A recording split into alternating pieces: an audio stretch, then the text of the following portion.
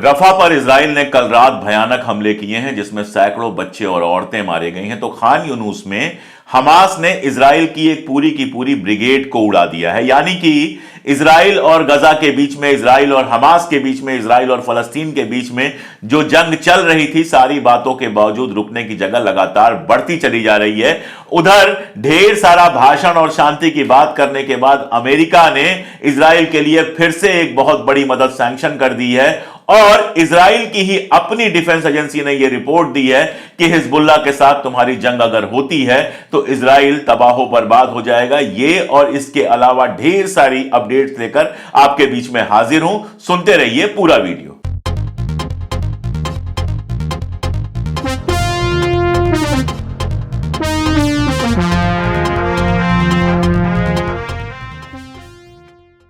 नमस्कार, मैं अशोक कुमार पांडे टीसीएच पर एक बार फिर से हाजिर हूं। इजराइल और फलस्तीन में जो कुछ हो रहा है, मिडिल ईस्ट में जो कुछ हो रहा है, उसकी अपडेट्स लेकर। लेकिन उन अपडेट्स से पहले कहानी फलस्तीन की एक बहादुर महिला डॉक्टर की, जिनका नाम है डॉक्टर अमीरी अला सोली। डॉक्टर अमीरी अला सोली अपने हॉस्पिटल के बाहर थी और उनकी नजर पड़ी कि सड़क के उस पार कैंप में एक फलस्तीनी घायल पड़ा हुआ है। अब प्रॉब्लम यह है कि सड़कों पर जब लोग निकल रहे हैं तो इजरायली स्नाइपर्स लगातार निशाना बनाए हुए हैं। हॉस्पिटल्स के आसपास उनकी खास पहरेदारी है, लेकिन डॉक्टर एक सेकंड के लिए भी झिझके बिना सड़क के उस पार भाग के जाती हैं, जाकर उस आदमी को बचाने की कोशिश करती हैं। उनके पीछे पीछे हॉस्पिटल के और लोग पहुंचते हैं और फिर स्ट्रेचर पर लेकर उसको अंदर आती हैं और उसका इलाज करती हैं। मैं आपको बताऊं कि फलस्तीन में डॉक्टरों के ऊपर खास कहर ढाया गया है। 374 डॉक्टर्स या नर्सेज की हत्या की जा चुकी है। ऐसे में डॉक्टर अमीरी अला सोली का ये जो कृत्य है, ये जो काम है, ये जो बहादुरी है, इसकी कीमत और बढ़ जाती है। बाद में डॉक्टर अमीरी अला सोली की जब लोगों ने इंटरव्यू लिया तो उन्होंने कहा कि उस समय मुझे कुछ नहीं सूझा, सिर्फ इतना सूझा कि एक आदमी मेरे सामने बीमार है और उसको बचाना मेरा फर्ज है। यह वीडियो पूरी दुनिया में वायरल हो गया है। लेकिन यह वीडियो बताता है कि इतने मुश्किल हालात में भी फलस्तीन के लोग कैसे लगातार मुकाबला कर रहे हैं, कैसे लगातार अपने लोगों को बचाने की कोशिश कर रहे हैं और आप कह सकते हैं कि एक अलग तरह की मैदान जंग में टिके हुए हैं। इसी बीच एक और खबर आई थी, शायद आपने सोशल मीडिया पर देखी हो, हिंद रजब की। 5 साल की बच्ची है हिंद रजब। थी कहने में दिल दुखता है, लेकिन 5 साल की बच्ची थी हिंद रजब। कार में अपने परिवार के साथ आ रही थी, उसके परिवार के बाकी लोगों को मार दिया गया। वो फोन पर सारी दुनिया से गुहार लगा रही थी कि मुझे बचा लो।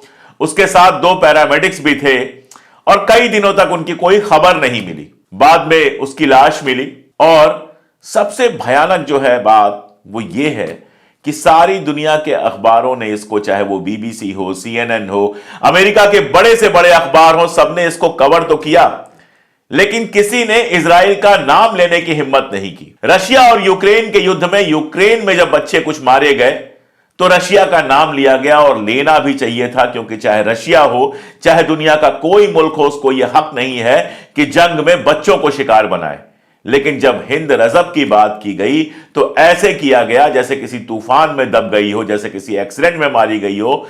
किसी ने यह लिखने की हिम्मत नहीं की कि Israeli snipers, Israeli army killed Hind Rajab. इसीलिए मैं कहता हूं कि जो गोदी मीडिया है वो सिर्फ हिंदुस्तान के अंदर नहीं है, वो सारी दुनिया में फैली हुई है और लगातार ये परसेप्शन बनाने की कोशिश करती है कि इजराइल जो है सिर्फ अपनी रक्षा कर रहा है, वो वहां कुछ नहीं कर रहा है। हिंद रजब की खबर वायरल हुई तो छापना तो पड़ा, लेकिन इजराइल का नाम लेने से हिचक गए, क्योंकि उनके मालिकान की जेब में जो पैसा आता है वो इजराइल से आता है। क्योंकि इन गोरे लोगों की जान तो कीमती लगती है, लेकिन अरबों की, हिंदुस्तानियों की और बाकियों की जान से इनको कोई लेना देना नहीं है। इनको इस बात से कोई लेना देना नहीं है कि पिछले कितने लंबे अरसे से फलस्तीन के लोगों के साथ लगातार जुल्म हो रहा है। एक खबर देख पा रहे होंगे आप मेरे स्क्रीन पर, जहां इजराइल कह रहा है, इजराइल की गवर्नमेंट कह रही है, वो मान रही है इस बात को कि फलस्तीनियों का सिस्टमेटिक टार्चर होता है। लेकिन असल चीज ये खबर नहीं है।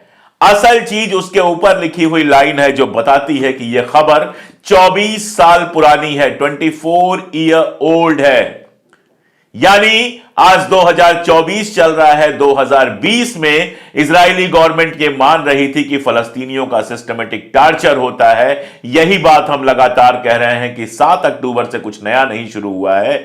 इजराइल पिछले 70 सालों से 75 सालों से लगातार फलस्तीनियों के ऊपर जुल्म ढा रहा है, उनके घरों को कब्जा कर रहा है, उनके लोगों को मार रहा है और फलस्तीन को एक जिंदा जेल में, एक खुली जेल में तब्दील कर दिया गया था, जिसके चलते वहां पर बार बार विद्रोह होते हैं, हमास पैदा होता है। आप सोच के देखिए, आज चारों तरफ से जिस तरह की बमबारी हो रही है, जो बच्चे वहां पर रह रहे हैं, जो बच्चे अपने मां बाप को मरता हुआ देख रहे हैं, जो बच्चे खुद घायल हुए हैं, जो बच्चे अपने घरों को, अपने स्कूलों को, अपने अस्पतालों को तबाह होता देख रहे हैं, वो बच्चे बड़े होकर क्या बनेंगे? उनके मन में इजराइल और इजराइल के लोगों के लिए क्या छवि बनेगी? यह सवाल मैं आपके सामने छोड़कर जा रहा हूं। और सबसे दर्दनाक बात यह है कि बाकी दुनिया को इस बात से कोई फर्क नहीं पड़ता। मैंने आपको बताया था कि UNRWA वो एजेंसी है, जो एजेंसी फलस्तीनी बच्चों के, फलस्तीनी लोगों के स्कूलिंग, मेडिकल और बाकी सबका इंतजाम करती है। उसके ऊपर एक आरोप लगा और तुरंत अमेरिका ने, ब्रिटेन ने, जर्मनी ने, फ्रांस ने, कनाडा ने, इन सब ने तुरंत उसको जो डोनेशन देते थे वो डोनेशन बंद कर दिया। लेकिन इजराइल लगातार बच्चों की हत्या कर रहा है। कल रफा में जो हमला उसने किया है, मैं उसकी डिटेल आपको बताऊंगा, जिसमें जाने कितने बच्चे मारे गए हैं। उसके बावजूद अमेरिका की संसद ने, जब मैं आपसे यह बात कर रहा हूं, जब मैं ये वीडियो रिकॉर्ड कर रहा हूं, तो अमेरिका की संसद ने $95 बिलियन, $95 बिलियन की रकम सैंक्शन कर दी है इजराइल, यूक्रेन और ताइवान के लिए। जाहिर है इसका बड़ा हिस्सा इजराइल के पास जाएगा।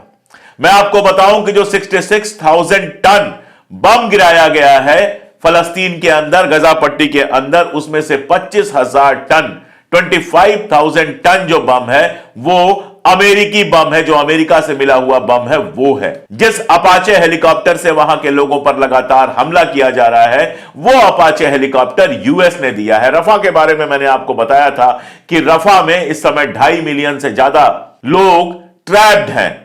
नॉर्दर्न से कहा गया साउथ जाओ, सदर्न से कहा गया उनको कि रफा में जाओ, रफा तुम्हारे लिए सेफ जोन होगा। अब कहा जा रहा है कि रफा से बाहर जाओ। कहा गया कि रफा से बाहर जाओ। रफा से बाहर जाने के लिए उनके पास कोई जगह नहीं है, क्योंकि उसके बाद इजिप्ट का बॉर्डर पड़ जाता है, जिसको पूरी तरह से ब्लॉक करके रखा हुआ है इजिप्ट ने, क्योंकि इजिप्ट नहीं चाहता कि वहां से निकाल के शिनाई में बसाने की जो इजराइल की साजिश है वो पूरी हो। और अब कल रात रफा में बम गिराए गए हैं। इजराइल दावा कर रहा है कि उसने 2 होस्टेज छुड़ा लिए हैं, लेकिन 2 होस्टेज छुड़ाए कि नहीं छुड़ाए ये अलग बात है।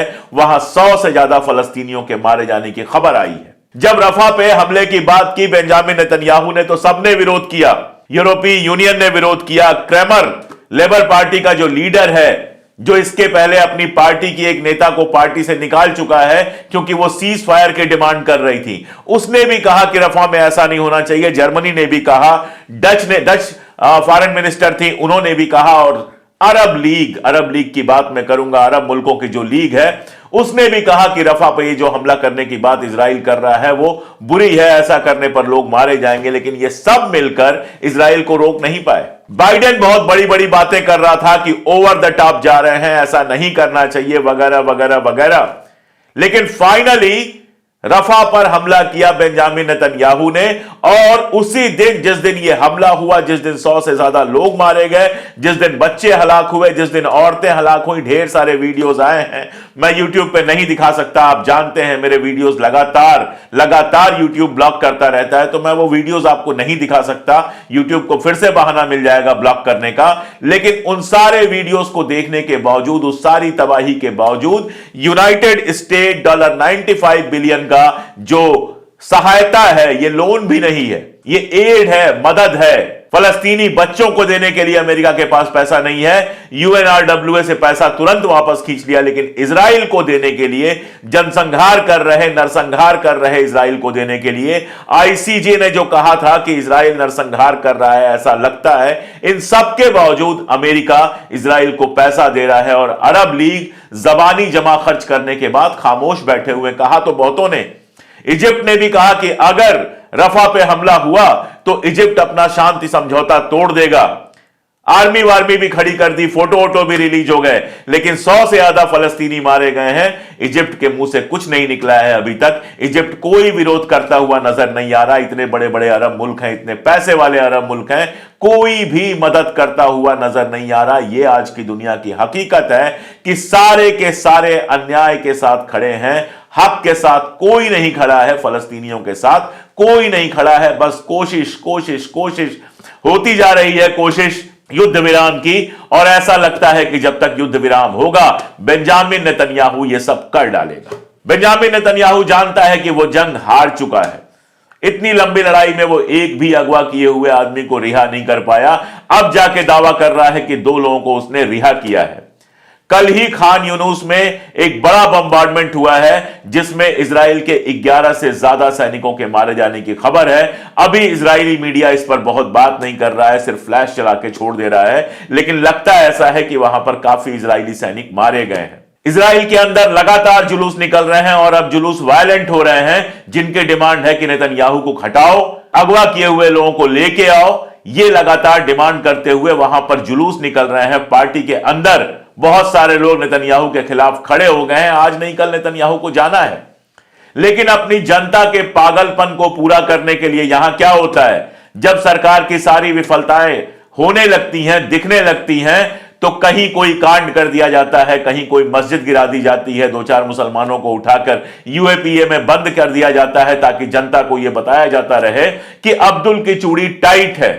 ऐसे ही नेतन्याहू अपनी जनता को बताने के लिए कि देखो भले अगवा किए हुए लोग वापस नहीं आ रहे हैं, लेकिन हम फलस्तीनियों को तबाह बर्बाद कर रहे हैं, रफा में बॉम्बिंग कर रहा है, वहां बच्चों को मार रहा है, सारा कुछ कर रहा है। ये जानते हुए कि वो जंग हार चुका है, ये जानते हुए कि उसकी औकात नहीं है हमास को खत्म करने की, ये जानते हुए कि इतना सब करने के बावजूद हमास के लड़ाके न केवल वहां लड़ रहे हैं बल्कि लगातार इजरायली सैनिकों के मारे जाने की खबर आ रही है।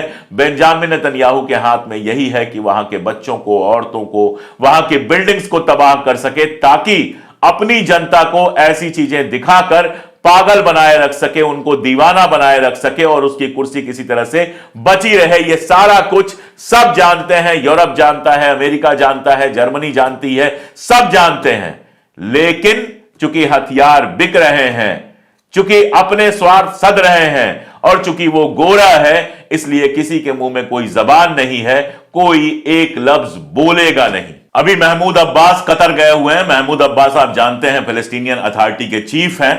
आप यह भी जानते हैं कि यूएस ने सीआईए के चीफ को भेजा हुआ है, वहां पर मिस्र भेजा हुआ है, इजिप्ट भेजा हुआ है। हालांकि कहा यह जा रहा है कि इजिप्ट और इजराइल के बीच में जो युद्ध है उसको टालने के लिए भेजा हुआ है, लेकिन एक थ्योरी यह आ रही है कि यह भी संभव है कि वो इजिप्ट को मनाने की कोशिश कर रहा है कि फलस्तीनियों को सिनाई द्वीप में बसाने का जो प्लान है इजराइल का, उस प्लान को एग्जीक्यूट करने दिया जाए, फलस्तीनियों को गजा पट्टी से निकालकर सिनाई में बसा दिया जाए। यह भी संभव है कि अमेरिका बाहर जितनी भी बातें कर रहा हो, क्योंकि मैं आपको बता चुका हूं कि बाइडेन का इलेक्टोरल बेस जो है वो लगातार कम हो रहा है। अमेरिका के अंदर लगातार फलस्तीन के पक्ष में जुलूस निकल रहे हैं।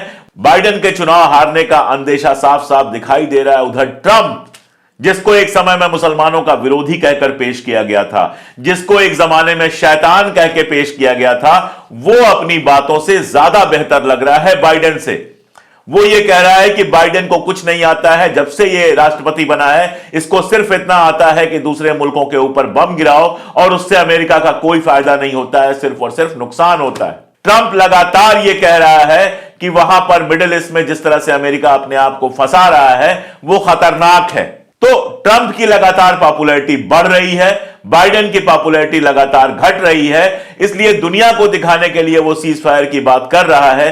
अंदर अंदर क्या कर रहा है ये किसी को पता नहीं। ये तो कुछ महीनों में, कुछ हफ्तों में क्लियर होगा, क्योंकि फलस्तीनी स्टेट की आजादी की बात कर चुका है, इंग्लैंड भी बात कर चुका है, बाकी सारे बहुत सारे मुल्क भी बात कर चुके हैं, और इधर रफा में जब तबाही चल रही है तो फिर से एक बार सबने अपना मुंह सिल लिया है।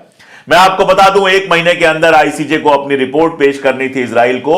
1 महीना होने ही वाला है। उस रिपोर्ट में वो क्या करेगा? रफा में जो कुछ किया उसने, खान यूनुस में जो उसने किया, सदर्न गाजा में जो किया, क्या उसकी फोटो लगाएगा? लेकिन हकीकत यही है कि इन सब के बावजूद, आईसीजे के इंटरिम फैसले के बावजूद, सारी चीजों के बावजूद, वेस्टर्न नेशंस, खासतौर पे यूरोप के नेशन के हुक्मरान और अमेरिका कनाडा के हुक्मरान आज भी इजराइल के साथ बिल्कुल खड़े हैं। उन्हें कोई फर्क नहीं पड़ता कि गजा में क्या हो रहा है, कितने लोग मारे जा रहे हैं। और जब ट्रंप कह रहा है अमेरिका को नुकसान हो रहा है, तो उसके सबूत भी बहुत सामने हैं। इराक के साथ ठीक ठाक उसका चल रहा था, इराक में उसकी अपनी सेना थी। सीरिया में इलीगल तरीके से आईएसआईएस, जिसको बनाया इजराइल और अमेरिका ने मिलकर है, उस आईएसआईएस को बाहर करने के बहाने से सीरिया में वो पड़ा हुआ था, कोई समस्या नहीं थी। जॉर्डन में उसके बेसेज हैं, कोई समस्या नहीं थी, चीजें ठीक ठाक चल रही थी। लेकिन इस वार के बाद क्या हुआ? हूथी लगातार हमले कर रहा है, रेड सी का पूरा मामला डिस्टर्ब है, अमेरिका उसका कुछ नहीं कर पा रहा है। मैं कल की खबर आपको बताऊं कि सीरिया में जो अमेरिका के बेसेज हैं, इराकी लड़ाकों ने उस पर जबरदस्त हमला किया है, सुसाइड ड्रोन फेंके गए हैं और एक दो नहीं, सैकड़ों सुसाइड ड्रोन वहां पर फेंके गए हैं। हूथी का मैंने आपको बताया कि पूरा का पूरा रेड सी लगभग ब्लॉक पड़ा हुआ है, सारे शोरगुल के बावजूद, सना पे बम बरसाने के बावजूद। अमेरिका और ब्रिटेन अभी तक कुछ खास कर नहीं पाए हैं। इंश्योरेंस कंपनीज ने वहां से गुजरने वाली जहाजों का इंश्योरेंस करना बंद कर दिया है और फिलहाल अमेरिका हूथी की बात करता हुआ भी नजर नहीं आ रहा। इराक ने बहुत साफ कह दिया है कि आपको यहां से वापस लौटना पड़ेगा और पक्की खबर तो नहीं है, लेकिन कल उड़ती उड़ती खबर कई जगहों से आई कि पेंटागन में यह बात चल रही है कि अमेरिकी सेनाएं जो सीरिया में हैं, जो इराक में हैं, उनको वापस बुला लेना चाहिए, क्योंकि उनके ऊपर खतरा बढ़ रहा है। लोकल लोग लगातार उनका विरोध कर रहे हैं। अब आप बताइए अमेरिका को क्या मिला? इजराइल में कुछ नया उसको मिलना नहीं है, सीरिया में कुछ नया मिल नहीं रहा है, इराक से उसको वापस लौटना पड़ सकता है। लगातार उसके अपने घर में समस्याएं हैं, बेहद कर्जे में डूबा हुआ है। अमेरिका में होमलेस यानी जिनके पास घर नहीं है, ऐसे लोगों की संख्या लगातार बढ़ती जा रही है।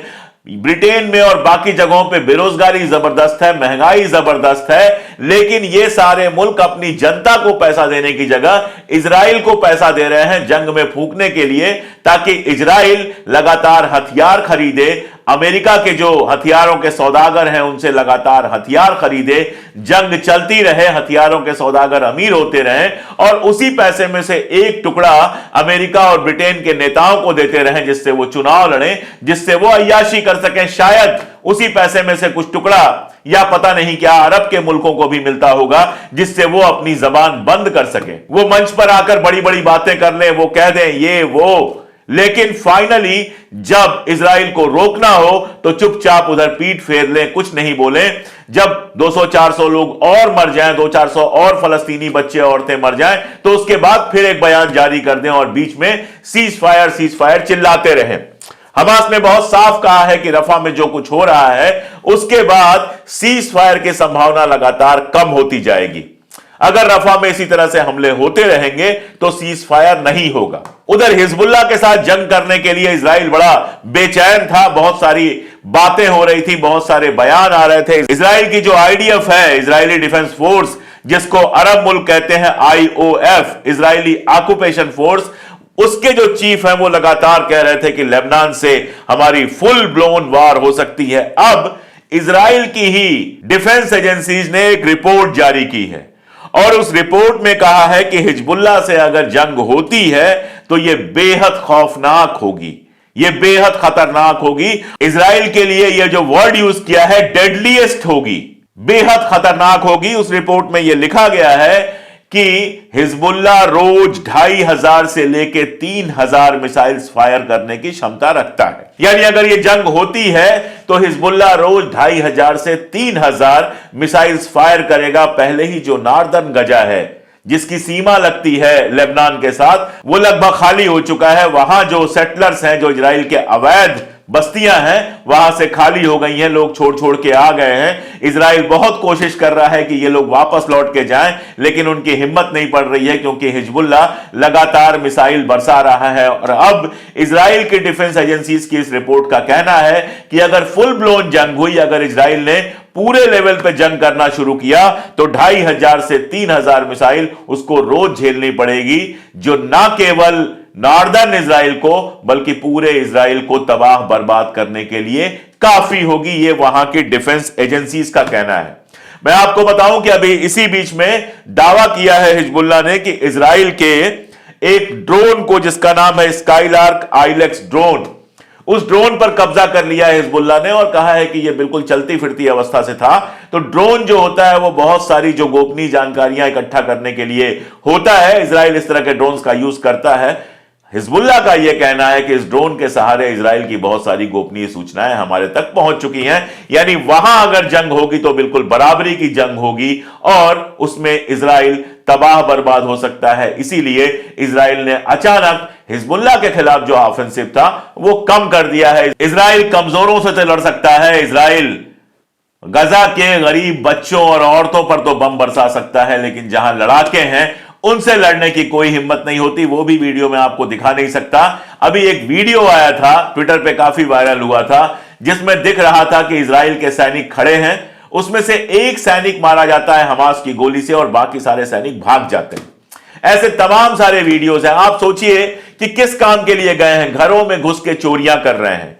वीडियो आया जिसमें आईडीएफ का एक बंदा एक फलस्तीनी घर में घुसा है और वहां से घड़ियां चुरा रहा है। इन लोगों ने फलस्तीन का बैंक लूट लिया, बैंक का पैलेस्टाइन जो था वो लूट लिया, वहां पे जो अरबों रुपए रखे थे वो लूट लिया।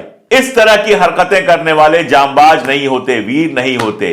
अमेरिका और यूरोप की सरपरस्ती में गजा के लोगों के साथ ये जितना भी अन्याय कर लें, लेकिन किसी आर्मी के साथ जिस दिन सीधी लड़ाई इनको लड़नी पड़ेगी, ये सारे के सारे सीधे हो जाएंगे। फलस्तीन में इतना कुछ हो पाया तो सिर्फ इसलिए क्योंकि अरब नेताओं ने गद्दारी की। जिस समय फलस्तीन की आजादी के लिए उनको लड़ना था, उस समय अपने अपने टुकड़ों की बंदरबांट में लगे हुए थे कि ये वाला हिस्सा हम कब्जा कर लें, ये वाला हिस्सा हम कब्जा कर लें। कभी दिल से इनके खिलाफ कोई जंग छेड़ी नहीं गई।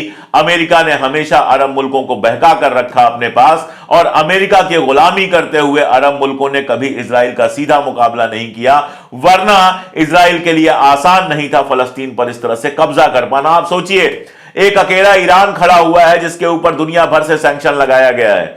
उसने अपने हथियार डेवलप किए, अपने लोग डेवलप किए, उसने हिजबुल्लाह को सपोर्ट किया, हूथी को सपोर्ट किया, हमास को सपोर्ट किया, इराक में मिलिशिया को सपोर्ट किया। एक अकेले ईरान के सपोर्ट से हालत यह हुई है कि अमेरिका और इजराइल चारों तरफ से घिरे हुए हैं। रेड सी का रास्ता पूरी तरह से ब्लॉक है। हिजबुल्लाह से लड़ने की हिम्मत नहीं पड़ रही है। इराक से अमेरिका अपना बोरिया बिस्तर बांध रहा है। यह सारा कुछ सिर्फ एक ईरान के खड़े होने से हुआ। अगर बाकी मुल्क भी खड़े हो जाते तो इजराइल को भी अपना बोरिया बिस्तर बांधकर अरब से निकल जाना पड़ता। लेकिन ऐशो आराम का जो गुलाम हो जाता है वह आजादी की और खुद मुख्तारी की बात कहां कर पाता है। दुर्भाग्य से चाहे दुनिया का हो चाहे हिंदुस्तान का हो, गोदी मीडिया भी इसी तरह ऐशो आराम और दलाली का शिकार हो चुका है। इसलिए वो भी आपको हकीकत नहीं बताएगा। ये काम करने के लिए हमको ही बार बार आपके बीच में आना पड़ेगा और हम जब आएंगे तो हमारे पीछे किसी कैपिटलिस्ट का सपोर्ट नहीं होगा, सिर्फ और सिर्फ आपका सपोर्ट होगा। स्क्रीन पे जो क्यूआर कोड है उसको अगर आप स्कैन कर लेंगे और हमारे मेंबर बन जाएंगे, 3 रुपए रोज से भी कम की मदद अगर आप हमें करेंगे तो हमें ताकत मिलेगी। आप हमारे पिंड कमेंट को खोल के अगर डायरेक्ट हमारी कोई मदद करना चाहेंगे तो भी हमें मदद मिलेगी, ताकत मिलेगी। और हमारे वीडियोस को दूर तक पहुंचाकर हमारे चैनल को सब्सक्राइब करके और करवा के अगर आप हमें मजबूती देंगे तो भी हमें ताकत मिलेगी। वो ताकत मिलेगी जिससे हम सत्ता और कैमरे की आंख में आंख डालकर सच कह सके। आज के लिए इतना ही, बहुत शुक्रिया।